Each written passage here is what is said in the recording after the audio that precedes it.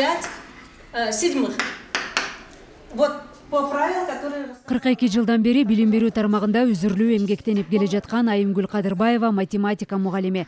Бул аралыкта ал сабак берген балдар ийгиликтүү жеке ишкер, мамлекеттик кызматкер жана эл аралык деңгээлдеги мыкты кесипкөй адистер болуп такшалды.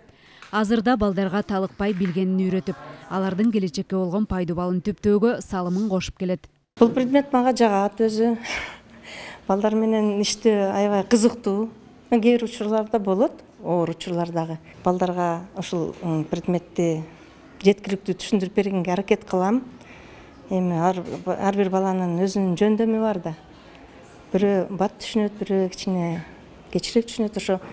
Ошолорду кечирээк түшүнгөн балдарга кичине көңүл көбүрөөк буруп, тиги жакшы окуган балдарга дагы кичине өзгөчө эсептерден берип, өзүм предметиме мындай тартууга аракет кылам да. Шаардагы мектептерде окуучулардын саны көп болгону менен мугалимдердин билим берүү сапатына өзгөчө көңүл бурулуп, жетиштүү шарттар түзүлүүдө. Агартуучулар заман талабынан артта калбай, балдарга компьютердик, мультимедиалык сабактарды өтүп, алардын аң сезиминин өрчүшүнө шарт түзөт.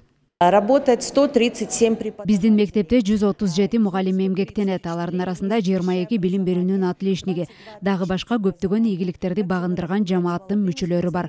Ошондой эле жаш кадрларга да басым жасап, азыр 8 мугалимди өзүбүзгө үйрөтүп даярдап жатабыз.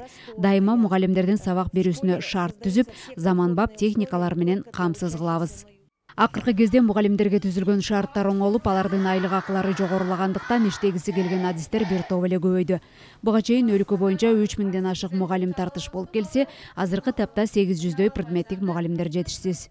Эгерде мындан 5 жыл, 10 жыл артка кайрылып көрсөк, 3000 деп, 4000 деп мугалимдер жетишпесе, бүгүнкү күндө 750-нün тегерегинде мугалим жетишпейт, бирок биз мунун үстүнөн иштеп жатабыз. Эң чоң колдоо мугалимдердин кесиптик квалификациясын жогорулатууга санариптик чөйрө түзүү боюнча бюджетке кирип жатат. Учурда аймактардагы мугалимдерге шарт түзүү, балдардын билим алуусундагы сапатка көңүл буруу жана балдарды кесипке багыт берип окутуу пландары өзгөчө каралууда. Эми замандан артта калбоо үчүн кесиптик нукка буруу, ошондой эле көп тил үйрөтүү багытын колдоо пландары ишке ашырылат. Элиза Нурматова, Азамат Кыдыр Токтоев, Ала Тоо 24.